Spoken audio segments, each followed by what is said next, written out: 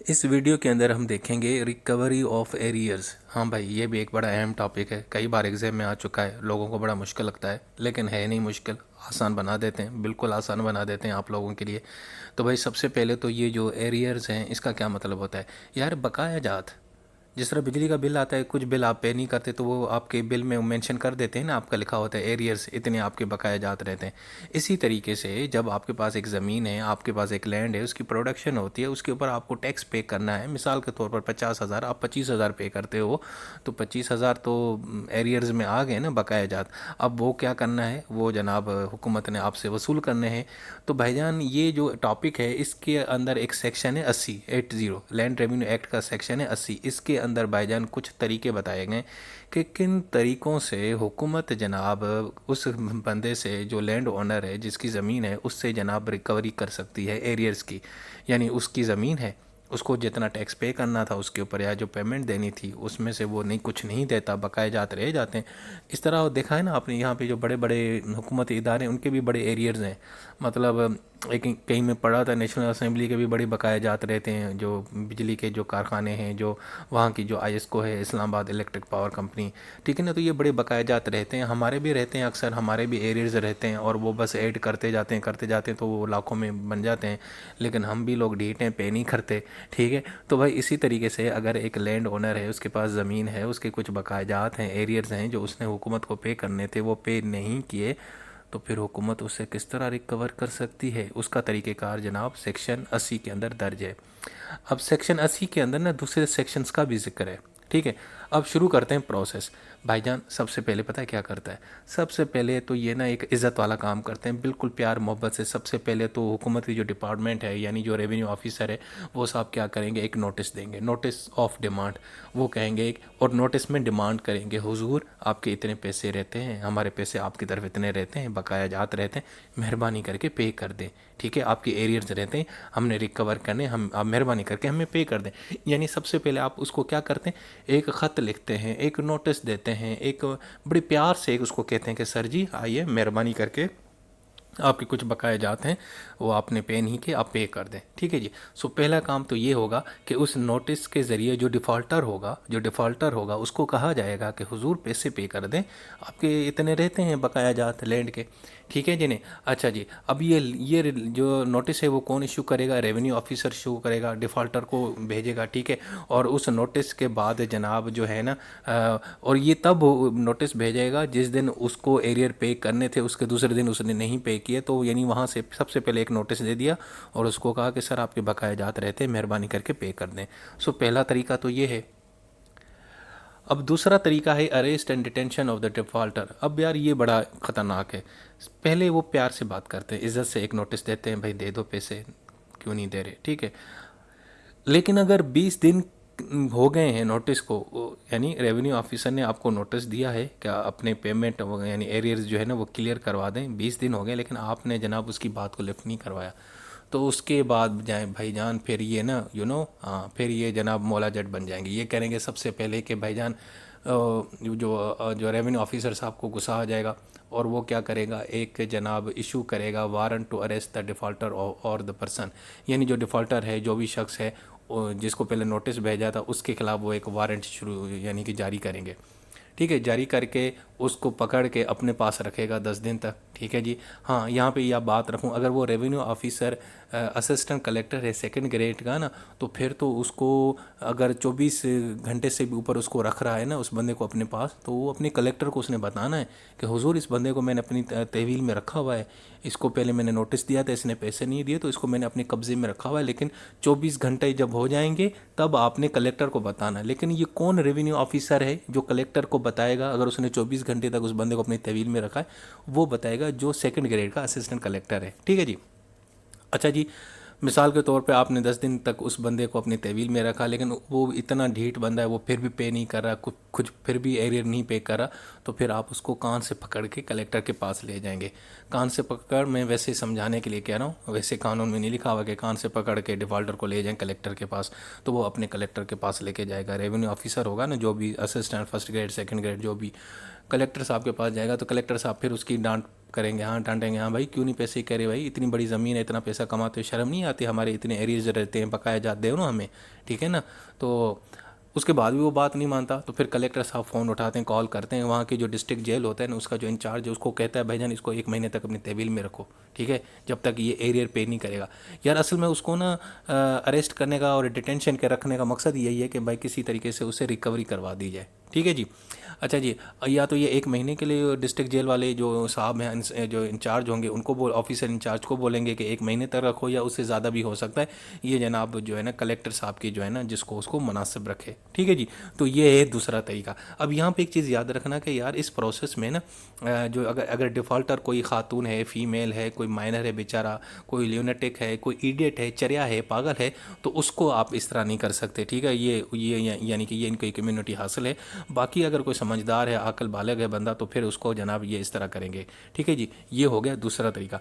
पहला तरीका क्या था, नोटिस, प्यार और मोहब्बत, आएँ और अपने एरिया जो है ना पे कर दें, नहीं करता उसके बाद अरेस्ट करते हैं, अरेस्ट करके डिटेंशन में रखते हैं, डिटेंशन में रखते हैं, पहले खुद रेवेन्यू ऑफिसर रखता है 10 दिन, और उसके बाद फिर कलेक्टर के पास लेके जाता है, कलेक्टर के सामने फिर कलेक्टर उसको कहता है पे करो, फिर भी पे नहीं करता, तो फिर जनाब उसको ना जेल भेज देते हैं 1 महीने के लिए, या उससे ज़्यादा भी अरसा हो सकता है। यानी कोशिश करनी है कि यार इस अरसे में भाई साहब जो है ना वो किसी तरीके से अपने एरियर पे करें, ठीक है जी। ये हो गया दूसरा तरीका। तीसरा तरीका ये होता है कि यार जब दोनों ऊपर वाले तरीके मतलब नाकाम हो जाए ना, वो इतना ढीठ बंदा है यानी कि समझ नहीं रहा, तो फिर दूसरा तरीका है distress and sale of movable property and crops. भाईजान उसकी जो मूवेबल प्रॉपर्टी है ना उसको बेच दो, उस बंदे की जो मूवेबल प्रॉपर्टी है उसको अपनी तहवील में लेके बेच दो। और इसके अलावा अगर अगर अगर उस डिफ़ॉल्टर की कोई काश्त है, कोई गंदम है जो अनकट है, जो बिल्कुल पकी हुई है, ठीक है, या तो उसको काट के जनाब अपना आप रिकवरी कर सकते हैं। यह है दूसरा तरीका। लेकिन इसमें जो डिस्ट्रेस और सेल है ना, किसी चीज़ को बेचना या उसकी प्रॉपर्टी को खुसूसन जो ये क्रॉप होती है उसको अगर गंदम को काट के आपने बेच दिया और उससे एरियर अपने हासिल करे उस बंदे के जो डिफ़ॉल्टर है, तो उसके लिए फिर आपको कानून को फॉलो करना। और वो कानून कौन सा है, वो है सेल ऑफ मूवेबल प्रॉपर्टी वाला, और दूसरा अटैच फोर्स ऑफ अटैचमेंट। इन कानून को नज़र में रख के उसकी प्रॉपर्टी को आप काट वूट के बेच सकते हैं और अपनी ये कर सकते हैं, ठीक है जी। तो ये काम तब होगा जब भाई साहब जो है ना दोनों ऊपर वाले तरीके, पहले वाले तरीके नाकाम हो जाएंगे।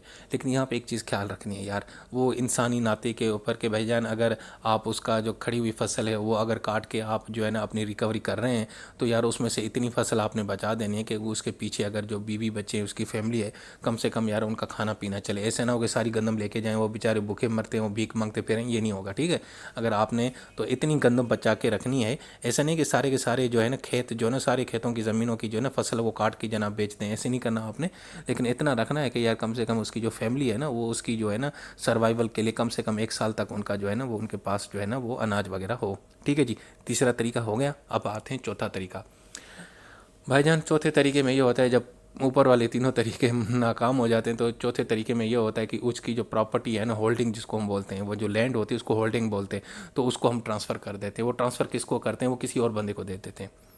मिसाल है, एक इलाका है, उस इलाके में जहाँ पे उस बंदे की ज़मीन है ना डिफ़ॉल्टर की, वही डिफ़ॉल्टर जो पैसे नहीं दे रहा, ढीठ किस्म का इंसान जो अपनी पेमेंट नहीं कर रहा एरियर, ठीक है ना, वो तो उसके साथ में किसी और बंदे की ज़मीन है, तो हुकूमत क्या करेगी, यानी कि रेवेन्यू डिपार्टमेंट क्या करेगा कि उसके वहाँ पे साथ में वहाँ पे किसी और बंदे की ज़मीन है, उसको कहेंगे कि यार ये तू ज़मीन ले ले, ठीक है, और इसके ऊपर अनाज वगैरह होगा, ठीक है, और ये बस तेरे पास है, ठीक है, तो ये उसको दे देंगे फ़िलहाल टेम्परेरी बेस के ऊपर, ठीक है।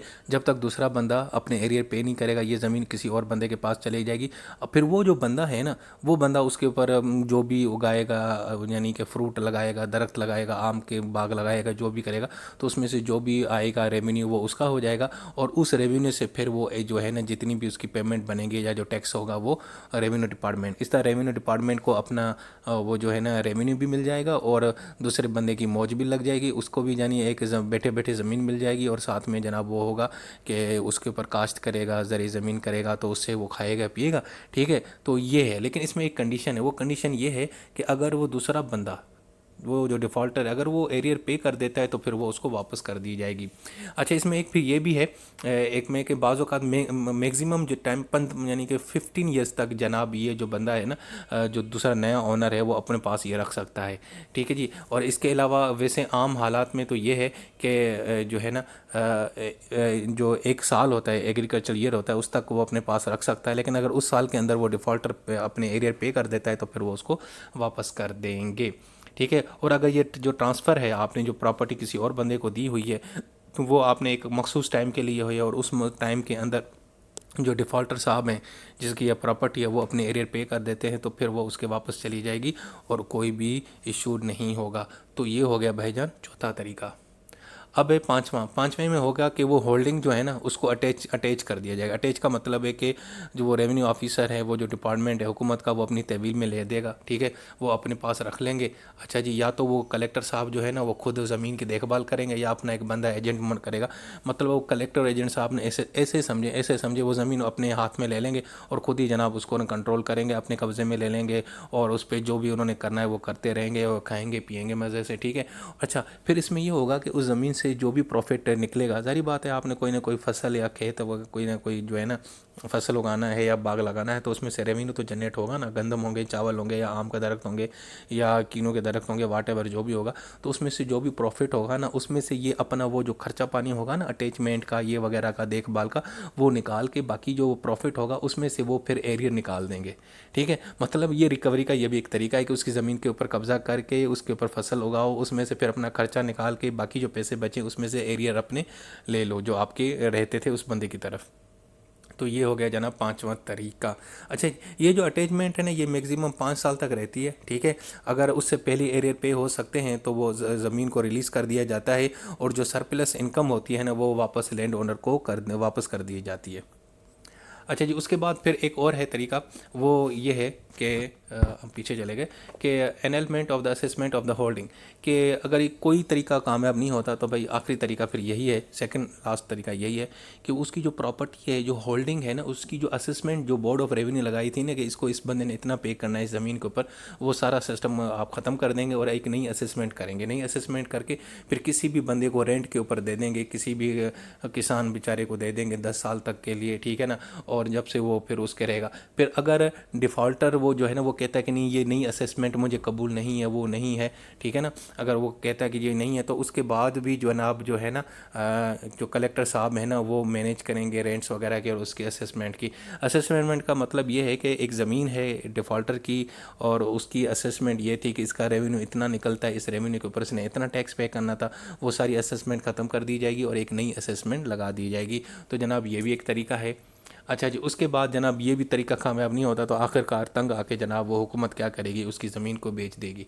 ठीक है जी, नहीं बेच देगी, लेकिन उसके लिए जो कलेक्टर साहब जब बेचेंगे ना तो उसको इसके लिए फिर उनको इजाज़त लेनी पड़ेगी, मंजूरी लेनी पड़ेगी बोर्ड ऑफ रेवेन्यू से। बोर्ड ऑफ रेवेन्यू साहब उसको मंजूरी देंगे तभी वो बेचेंगे। ठीक है। लेकिन एक चीज़ का ख्याल रखना, वो ज़मीन जो कोर्ट ऑफ वार्स है या जो अंडर अटैचमेंट है या ऑलरेडी जो है ना वो कलेक्टर की मैनेजमेंट के अंदर है, और ऐसी ज़मीन वगैरह को वो सेल आउट नहीं कर सकते।